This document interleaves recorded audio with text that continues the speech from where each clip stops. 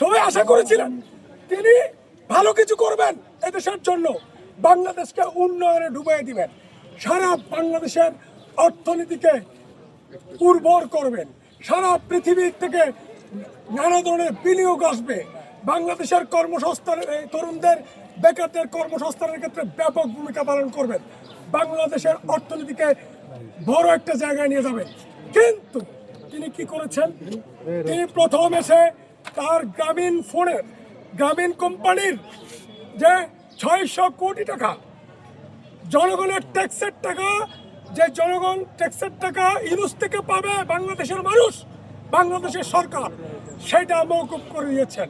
গ্রামীণ বিশ্ববিদ্যালয় থেকে শুরু করে আদম ব্যাপারী লাইসেন্স পর্যন্ত নিয়েছেন, আদম ব্যাপারী লাইসেন্স পর্যন্ত নিয়েছেন। এটা কত বড় দুর্ভাগ্যজনক বাঙালির ইতিহাসে, যেখানে বাংলাদেশের কোনো রাষ্ট্রনায়ক ব্যক্তিগত সম্পত্তি করার ক্ষেত্রে খুব সতর্ক ছিলেন। বঙ্গবন্ধু জিয়াউর রহমান, খালেদা জিয়া এবং শেখ হাসিনা পর্যন্ত। আমরা শেখ হাসিনাকে চরম স্বৈরাচার হিসেবে তার পতন নিশ্চিত করেছি, জুলাই আন্দোলনের নেতৃত্ব দিয়েছি, সামনের সারিতে লড়াই করেছি। আমরা কখনো আশা করি নাই, বাংলার জনগণ কখনো আশা করে নাই ইউনুসের মতো একটা সুদখোর, একটা মার্কিন দালাল বাংলাদেশের মানুষের সাথে বিশ্বাসঘাতকতা করবে।